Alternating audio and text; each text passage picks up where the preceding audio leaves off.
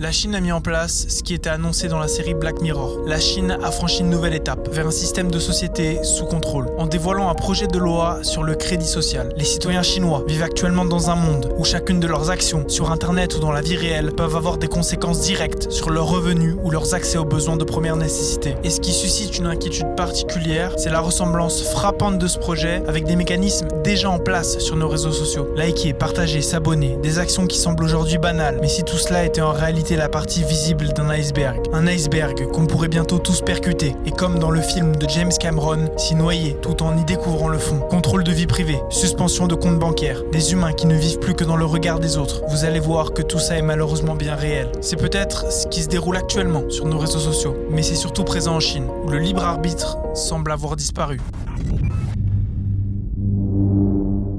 De tout Black Mirror, l'épisode Chute libre semble être le plus réaliste et le plus proche de nous. L'épisode, il se déroule dans un monde où la population entière a une sorte de score social. Et ce score, tout le monde peut le consulter via son téléphone. À partir de vos interactions, les gens peuvent vous évaluer et votre score est ensuite calculé. Vous l'aurez compris. Ça signifie que plus vous êtes populaire, plus vous avez accès aux privilèges de la société. Et ce score, il peut vraiment entacher votre quotidien. De la façon dont on vous considère jusqu'à votre accès à des soins médicaux. Ou encore jusqu'à votre propre loyer. Ce que vous devez savoir, c'est que cet épisode, c'est en réalité une satire d'un système qui existe déjà dans notre société. En fait, un système semblable a déjà vu le jour en Chine, dans les années 2010. Le but du gouvernement chinois est, je cite, d'augmenter le niveau de vertu des citoyens. Et pour ça, ils ont pensé que la meilleure façon de le faire, c'était de faire passer les devoirs avant les droits. Mais comment ce système est-il apparu ? En fait, ça a commencé à être introduit dès 2014. Le gouvernement chinois a récolté des données partout où il pouvait. Ça peut aller des institutions financières jusqu'aux réseaux sociaux. Il a ensuite conçu un système algorithmique et a attribué des notes sociales à ses citoyens. Et le tour était joué. L'un de ces systèmes s'appelle Sésame Crédit et il est d'ailleurs exploité par l'une des filiales d'Alibaba. Vous savez, le site de commerce en ligne. Sésame Crédit crée des profils basés sur les données personnelles de plus de 300 millions d'utilisateurs. Ce qui veut clairement dire que si vous achetez quelque chose en ligne ou que vous êtes en retard sur votre propre crédit immobilier, votre score sera directement impacté de manière négative. Imaginez un monde où chaque pas que vous faites, chaque paiement que vous effectuez et même chaque like que vous donnez en ligne contribue à votre réputation sociale. C'est exactement ce qui se passe en Chine avec ce système de crédit social.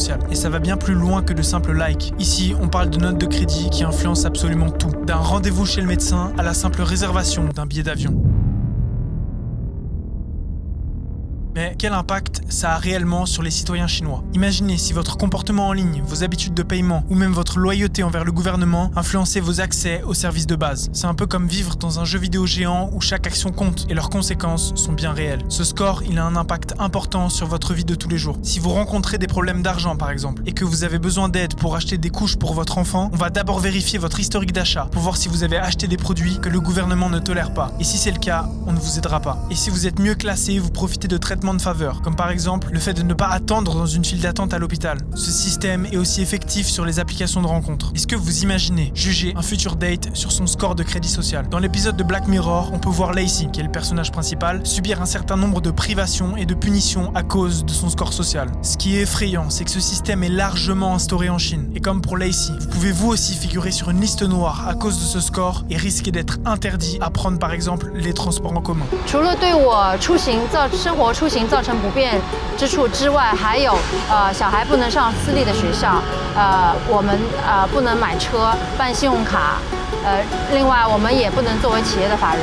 Idem pour les embauches dans certains postes. Les employeurs peuvent consulter la note de crédit d'un candidat pour évaluer sa fiabilité, ses finances et même son comportement social. Votre note de crédit peut très bien vous ouvrir les portes des opportunités comme elle peut les fermer à tout jamais. Une excellente note pourrait signifier un accès facilité aux emplois les plus demandés, tandis qu'une mauvaise note pourrait vous laisser coincé à l'accueil. Mais ce qui est encore plus intriguant, c'est la manière dont les comportements sociaux, en ligne et hors ligne, peuvent influencer votre carrière. Être un citoyen modèle, payer ses dettes à temps, respecter la loi, tout ça peut être la clé pour débloquer de nouvelles opportunités professionnelles. Et pour ceux qui pensaient que l'entretien d'embauche était déjà assez stressant, imaginez maintenant rajouter le stress de votre score social. Ça soulève des questions fascinantes sur la balance entre la vie privée, la justice et l'équité dans le monde du travail. D'ailleurs, les étudiants ne sont pas épargnés. Vous pouvez découvrir que votre demande d'adhésion à l'université de vos rêves a été rejetée parce que votre père a des prêts impayés et un faible score de crédit social. Et ce qui est encore plus problématique là-dedans, c'est qu'en réalité, une grande partie de ce score social est basée sur les personnes avec qui nous passons du temps. Ce qui peut peut malheureusement grandement influencer notre comportement avec les autres. Mais tout ça sous-entend que les évaluations sont plus positives pour les personnes les mieux notées, ce qui encourage la montée sociale basée sur une image qui peut être trompeuse. Maintenant, la question qu'on se pose tous, c'est est-ce qu'un système comme ça pourrait arriver en Europe ? En fait, avec nos normes juridiques, nos préoccupations en matière de vie privée et notre amour pour la liberté individuelle, c'est très peu probable. Mais il se pourrait bien que ce système se matérialise autrement, sous une forme plus générale et qui concerne directement chacun d'entre nous.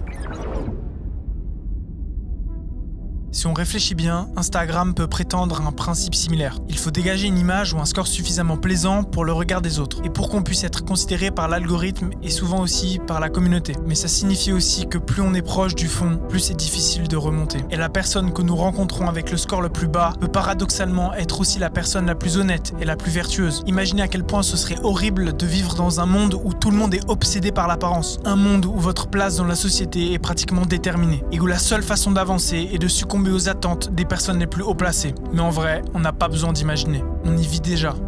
Et on y participe. L'instagramisation de la société est déjà enclenchée. Les gouvernements et les entreprises disposent déjà des outils nécessaires pour en faire une réalité. Sur les réseaux sociaux, les likes jouent un rôle similaire. Chaque like est une forme de validation sociale. Un petit affichage numérique sur votre front qui confirme que vos actions en ligne sont appréciées. C'est comme si le nombre de likes sous vos publications était un indicateur de votre propre popularité virtuelle. Dans tous les cas, que ce soit dans la vie réelle ou en ligne, ces comportements influencent directement nos opportunités. Un grand nombre de likes peut directement attirer l'intention de votre futur employeur. Tandis que dans le système de crédit social, des comportements exemplaires peuvent vous ouvrir les portes du monde professionnel. Et c'est pareil pour la vie privée. Qui ne connaît pas quelqu'un de son entourage, ultra apprécié par tout le monde et qui expose un Instagram parfait avec des centaines de likes? On peut d'ailleurs trouver d'autres similitudes avec le système chinois. Sur les réseaux sociaux, les algorithmes déterminent la visibilité de votre publication en fonction de l'engagement qu'elle suscite. On peut voir ça comme une sorte d'évaluation. Et cette évaluation algorithmique est aussi présente chez Sesame Credit, qui évalue les comportements individuels en ligne et hors ligne. Cette comparaison peut soulever des questions intrigantes sur la vie privée et la manière dont nos actions, quelles qu'elles soient, dans le monde physique ou virtuel, peuvent être scrutées et conservées. Même si les likes semblent être plus banals, ces deux systèmes soulèvent des préoccupations similaires, notamment à propos de la justice et de notre équité face à l'évolution constante.